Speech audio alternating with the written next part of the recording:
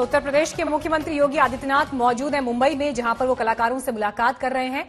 वजह यह है कि जो एक फिल्म सिटी का सपना नोएडा, ग्रेटर नोएडा के एक सेंटर पर बनाने को लेकर देखा गया, उसमें संभावनाएं तलाशी जा रही हैं, लेकिन इसमें राजनीतिक दलों ने सियासत भी शुरू कर दी है। उद्धव ठाकरे कह रहे हैं कि हमारे भीतर ऐसा चुंबकीय आकर्षण है कि यूपी के लोग भी यहां खींचे चले आएंगे। तमाम मेहमान हमारे साथ बने हुए हैं। सबसे पहले अब मैं मोहसिन रजा जी आपका रुख करना चाहूंगी। देखिए, हल्के फुल्के अंदाज में बेशक मुख्यमंत्री कह रहे हैं, या संजय राउत जो अपने तीखे बयानों के लिए जाने जाते हैं कि कौन ले जाएगा, मजाक की बात थोड़ा ना है। लेकिन अगर फैक्ट्स पर भी बात करें, सिर्फ जमीन आवंटित कर देने से नहीं होगा, बहुत सारा काम है जो करना पड़ेगा, एफर्ट्स लगाने पड़ेंगे, इंफ्रास्ट्रक्चर से लेकर टेक्नोलॉजी से लेकर किस तरह की सुविधाएं जिनका जिक्र आकाशदीप जी कर रहे थे, जो एक फिल्म बनाने के लिए चाहिए होती हैं, ये सब रातों रात होने वाली बात तो नहीं है। देखिए, हमारी नीति और नियत साफ होती है। आदरणीय योगी जी जो चीज कहते हैं वो करते हैं। हम वर्ल्ड क्लास फिल्म सिटी बनाकर दे रहे हैं, एक ऑप्शन दे रहे हैं। बाकी बॉलीवुड के लोग हैं वो उनको हम यहाँ पर संसाधन मुहैया कराएंगे, वो करें। लेकिन दूसरी बात, जो बात उद्धव ठाकरे जी ने कही है, मैं उनको जवाब देना चाहता हूं। वो जो चुंबकीय बात कही है उन्होंने, मैग्नेटिक पावर अगर देखना है तो आपके यहाँ मौजूद है आदरणीय योगी जी। आपने देखा कि सारा उद्योगपति, सारे फिल्म इंडस्ट्री के लोग उनसे जाकर किस तरह से जाकर मिल रहे हैं। ये चुंबकीय होता है। आपने जो बोला है वो चुंबकीय नहीं होता है, क्योंकि योगी जी पर भरोसा है, विश्वास है उन पर लोगों को कि ये जो कहते हैं वैसा करते हैं। हम अंडरवर्ल्ड के दबाव में काम नहीं करते हैं। आप अंडरवर्ल्ड के दबाव में कहीं ना कहीं इसमें कौन सी नई बात है? कलाकार तो मिलते ही हैं नेताओं से, मंत्रियों से। अपार संभावनाएं दे रहे हैं। एक सेकेंड मोहसिन रजा जी, ऐसी मुलाकातें होती हैं, कलाकार मिलते हैं, अपने प्रोजेक्ट्स, अपने प्लान्स लेकर जाते हैं सरकारों के पास, तो इसमें नई बात क्या है?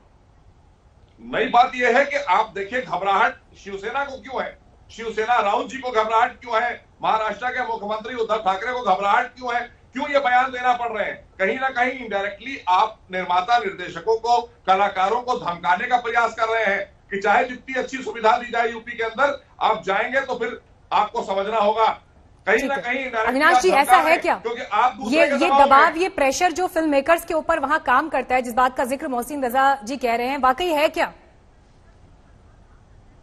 Is this for me, Meenakshi? जी नहीं, आकाशदीप जी नहीं, ये सवाल मैंने अविनाश जी से लिया है। Meenakshi ji, I would like to answer that.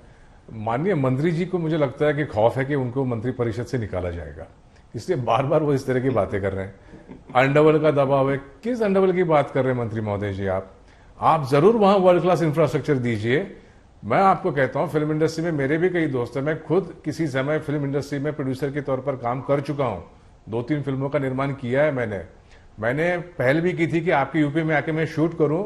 वहां से भागना पड़ा था क्योंकि मुझे वहां पर सुविधाएं मिली नहीं। अगर आप बना रहे हैं उस समय तो बहुत अच्छी बात है। आपको मैं पहले से इसका अभिनंदन करता हूं, आपको शुभेच्छाओं देता हूं।